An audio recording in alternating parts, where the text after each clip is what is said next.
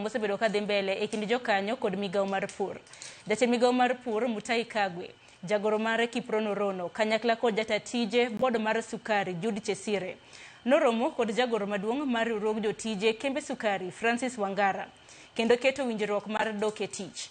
Ng'anyono manochako chieng' tarik 26 dwe mokalo nomako kembe sukari ma Muhoroni, Nzoia, Soni, kanyakla kod Chemelil e wi deko mar Osara. Chudo mago magaheri maromo siling bilion 10.8.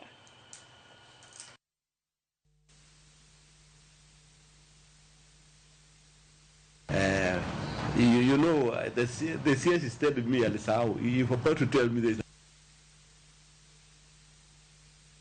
The debts and obligations that we have are not owed by those companies.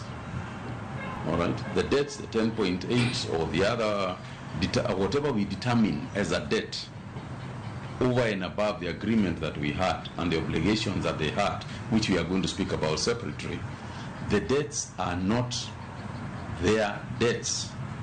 These debts are our debts as a government. The sugar sector is shaped up. The farmers are now being paid every week, and the prices, we have also made sure that the prices for the cane are at a very competitive prices.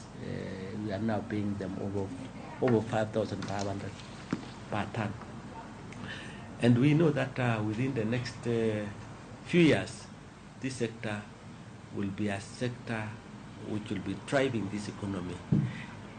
Payment of the arrears, which is coming within the next 2 weeks, we appreciate that, and we want to just indicate that since we are now engaging and talking, we'll ask our workers to go back to work so that they allow us to continue engaging. Riwruok moko mar piny owacho mong'ere kaka Youth for Sustainable World kotenore kod migawo mar somo ochako chenro mar miyo jopuonjre lony mopogore opogore